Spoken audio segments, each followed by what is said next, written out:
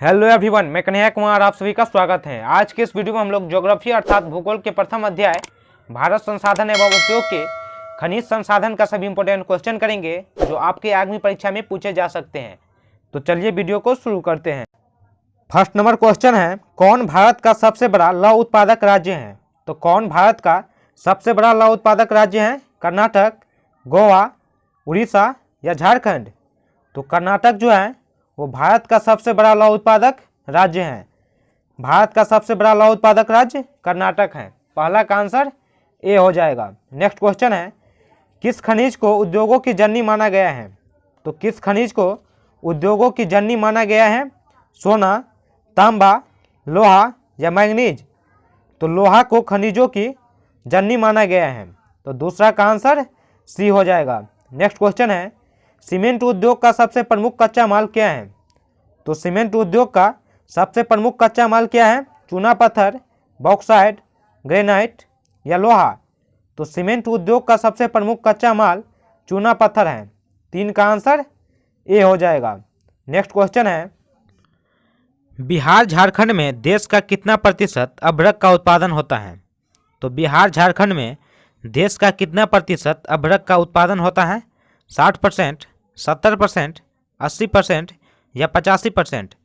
तो 80% जो है वो बिहार झारखंड में अभ्रक उत्पादन होता है। देश का 80% बिहार झारखंड में अभ्रक उत्पादन होता है। नेक्स्ट क्वेश्चन है, एल्युमिनियम बनाने के लिए किस खनिज की आवश्यक पड़ती है? तो एल्युमिनियम बनाने के लिए किस खनिज की आवश्यक पड़ती है? मैग्नीज, टीन, लोहा या बॉक्साइट? तो एल्युमिनियम बनाने के लिए बॉक्साइट का आवश्यक पड़ता है। 5 का आंसर डी हो जाएगा। निम्न में से कौन सा उद्योग चूना पत्थर को कच्चे माल के रूप में प्रयोग करता है? तो इनमें से कौन सा उद्योग चूना पत्थर को कच्चे माल के रूप में प्रयोग करता है? एल्युमिनियम, चीनी, सीमेंट या पटसन? तो सीमेंट जो है वो चूना पत्थर को कच्चे माल के रूप में प्रयोग करता है। 6 का आंसर सी हो जाएगा। नेक्स्ट नंबर क्वेश्चन है, इनमें से कौन लौहयुक्त खनिज का उदाहरण है? तो इनमें से कौन लौहयुक्त खनिज का उदाहरण है? मैग्नीज, अभ्रक, बॉक्साइट या चूना पत्थर? तो मैग्नीज जो है वह लौहयुक्त खनिज का उदाहरण है। 7 का आंसर ए हो जाएगा। नेक्स्ट नंबर क्वेश्चन है, निम्नलिखित में से कौन अवातविक खनिज का उदाहरण है? तो निम्नलिखित में से कौन अवातविक खनिज का उदाहरण है? सोना, टीन, अभ्रक या ग्रेफाइट? तो ग्रेफाइट जो है वह अवातविक खनिज का उदाहरण है। 8 का आंसर डी हो जाएगा। नेक्स्ट नंबर क्वेश्चन है, मैग्नीज उत्पादन में भारत का विश्व में कौन सा स्थान है? तो मैग्नीज उत्पादन में भारत का विश्व में कौन सा स्थान है? प्रथम, द्वितीय, तृतीय या चतुर्थ? तो मैग्नीज उत्पादन में भारत का विश्व में तीसरा स्थान है। 9 का आंसर सी हो जाएगा। नेक्स्ट नंबर क्वेश्चन है, देश में तांबे का कुल भंडार कितना है? तो देश में तांबे का कुल भंडार कितना है? 100 crore ton, 125 crore ton, 150 crore ton या 175 करोड़ टन? तो देश में तांबे का कुल भंडार 125 करोड़ टन है। 10 का आंसर बी हो जाएगा। 11 नंबर क्वेश्चन है, उड़ीसा किस खनिज का सबसे बड़ा उत्पादक है? तो उड़ीसा किस खनिज का सबसे बड़ा उत्पादक है? तांबा, मैग्नीज, टीन या अभ्रक? तो उड़ीसा जो है वो मैग्नीज खनिज का सबसे बड़ा उत्पादक है। 11 का आंसर बी हो जाएगा। 12 नंबर क्वेश्चन है, भारत में लगभग कितने प्रकार के खनिज पाए जाते हैं? तो भारत में कितने प्रकार के खनिज पाए जाते हैं? 50, 100, 150 या 200? तो भारत में लगभग 100 प्रकार के खनिज पाए जाते हैं। 12 का आंसर बी हो जाएगा। नेक्स्ट क्वेश्चन है, 1 टन इस्पात बनाने में कितने मैग्नीज का उपयोग होता है? तो 1 टन इस्पात बनाने में कितने मैग्नीज का उपयोग होता है? 5 किलोग्राम, 10 किलोग्राम, 15 किलोग्राम या 20 किलोग्राम? तो 1 टन इस्पात बनाने में 10 किलोग्राम मैग्नीज का उपयोग होता है। 13 का आंसर बी हो जाएगा। नेक्स्ट क्वेश्चन है, किस खनिज में भारत सुसंपन्न है? तो किस खनिज में भारत सुसंपन्न है? तांबा, सोना, लोहा या चांदी? उत्तर तो किस खनिज में भारत सुसंपन्न है? तो लोहा में है। लोहा में भारत सुसंपन्न है। 15 नंबर क्वेश्चन है, झारखंड का कोडरमा किस खनिज के उत्पादन के लिए प्रसिद्ध है? तो झारखंड का कोडरमा किस खनिज के उत्पादन के लिए प्रसिद्ध है? अभ्रक, सोना, लोहा या चांदी? तो झारखंड का कोडरमा जो है वो अभ्रक उत्पादन के लिए प्रसिद्ध है। 15 का आंसर ए हो जाएगा। नेक्स्ट क्वेश्चन है, निम्नलिखित में से कौन अधात्विक खनिज नहीं है? तो निम्नलिखित में से कौन अधात्विक खनिज नहीं है? ग्रेफाइट, कोयला, अभ्रक या सोना? तो निम्नलिखित में से सोना जो है वो अधात्विक खनिज नहीं है। 16 का आंसर डी हो जाएगा। नेक्स्ट क्वेश्चन है, गोवा के संगम में कौन सा खनिज पाया जाता है? तो गोवा के संगम में कौन सा खनिज पाया जाता है? अभ्रक, बॉक्साइट, तांबा या मैग्नीज? तो गोवा के संगम में मैग्नीज खनिज पाया जाता है। 17 का आंसर डी हो जाएगा। नेक्स्ट क्वेश्चन है, बिजली के बल्ब के फिलामेंट बनाने में किसका उपयोग होता है? तो बिजली के बल्ब के फिलामेंट बनाने में किसका उपयोग होता है? टंगस्टन, तांबा, कोबाल्ट या जस्ता? तो टंगस्टन का उपयोग होता है बिजली के बल्ब के फिलामेंट बनाने में। 18 का आंसर ए हो जाएगा। नेक्स्ट क्वेश्चन है, निम्नलिखित में से किस राज्य में सबसे ज़्यादा लोहे के अयस्क का उत्पादन होता है? तो निम्नलिखित में से किस राज्य में सबसे ज़्यादा लोहे के अयस्क का उत्पादन होता है? झारखंड, उड़ीसा, कर्नाटक या गोवा? तो कर्नाटक में जो है वो सबसे ज़्यादा लोहे के अयस्क का उत्पादन होता है। 19 का आंसर सी हो जाएगा। नेक्स्ट क्वेश्चन है, देश के कुल लौह अयस्क उत्पादन का कितना प्रतिशत छत्तीसगढ़ उत्पादित करता है? तो देश के कुल लौह अयस्क उत्पादन का कितना प्रतिशत छत्तीसगढ़ उत्पादित करता है? 10%, 20%, 30% या 40%? तो देश के कुल लौह अयस्क उत्पादन का 20% जो है वो छत्तीसगढ़ उत्पादित करता है। 20 का आंसर बी हो जाएगा। नेक्स्ट क्वेश्चन है, मैग्नीज उत्पादन देश में भारत का कौन सा स्थान है? तो मैग्नीज उत्पादन देश में भारत का कौन सा स्थान है? पहला, दूसरा, तीसरा या पाँचवा? तो मैग्नीज उत्पादन देश में भारत का 5वां स्थान है। 21 का आंसर डी हो जाएगा। नेक्स्ट नंबर क्वेश्चन है, एल्युमिनियम बनाने में किस खनिज का उपयोग किया जाता है? तो एल्युमिनियम बनाने में किस खनिज का उपयोग किया जाता है? बॉक्साइट, टिन, जस्ता या मैग्नीज? तो एल्युमिनियम बनाने में बॉक्साइट का उपयोग किया जाता है। 22 का आंसर ए हो जाएगा। नेक्स्ट क्वेश्चन है, कोलार की खानें किस खनिज के उत्पादन के लिए प्रसिद्ध हैं? तो कोलार की खानें किस खनिज के उत्पादन के लिए प्रसिद्ध है? हीरा, सोना, कोयला या अभ्रक? तो कोलार की खानें जो हैं वो सोना खनिज के लिए प्रसिद्ध हैं। 23 का आंसर बी हो जाएगा। नेक्स्ट क्वेश्चन है, बंगाल रूबी किस खनिज को सर्वोच्च कोटि है? तो बंगाल रूबी किस खनिज की सर्वोच्च कोटि है? लोहा, कोयला, अभ्रक या सोना? तो बंगाल रूबी जो है वो अभ्रक खनिज की सर्वोच्च कोटि है। 24 का आंसर सी हो जाएगा। नेक्स्ट क्वेश्चन है, विश्व का दूसरा सबसे बड़ा बॉक्साइट भंडार कहाँ है? तो विश्व का सबसे दूसरा बॉक्साइट भंडार कहाँ है? मध्य प्रदेश, उड़ीसा, बिहार या कर्नाटक? तो विश्व का दूसरा सबसे बड़ा बॉक्साइट भंडार उड़ीसा में है। 25 का आंसर बी हो जाएगा। 26 नंबर क्वेश्चन है, कद्रे मुख्य लौह अयस्क खान किस राज्य में है? तो कद्रे मुख्य लौह अयस्क खान किस राज्य में है? Option A Jharkhand, option B Orissa, option C Karnataka या ऑप्शन डी गोवा? तो कद्रे मुख्य लौह अयस्क खान कर्नाटक में है। 26 का आंसर सी हो जाएगा। नेक्स्ट क्वेश्चन है,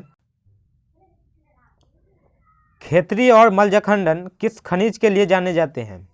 तो खेतरी और मलजखंड किस खनिज के लिए जाने जाते हैं? लोहा, तांबा, सीसा या कोबाल्ट?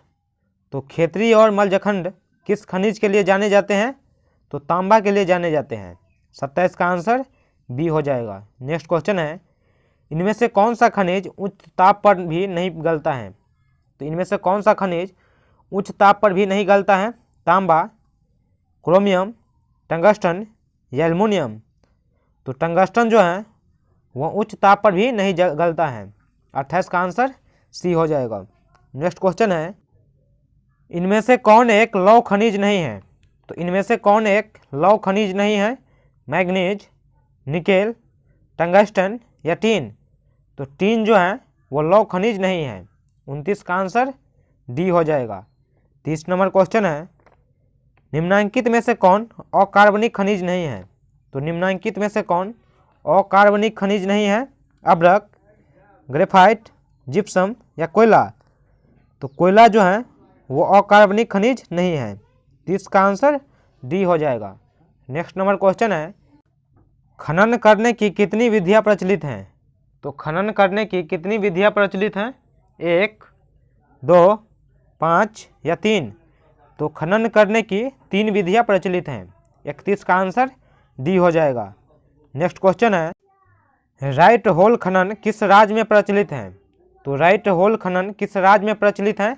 असम, मेघालय, उड़ीसा या गुजरात? तो राइट होल खनन जो है वो मेघालय में प्रचलित है। 32 का आंसर बी हो जाएगा। नेक्स्ट नंबर क्वेश्चन है, विश्व के लौह अयस्क उत्पादन देशों में भारत का कौन सा स्थान है? तो विश्व के लौह अयस्क उत्पादन देशों में भारत का कौन सा स्थान है? पहला, 5वां, तीसरा या 8वां? तो विश्व के लौह अयस्क उत्पादन में भारत का 5वां स्थान है। 33 का आंसर बी हो जाएगा।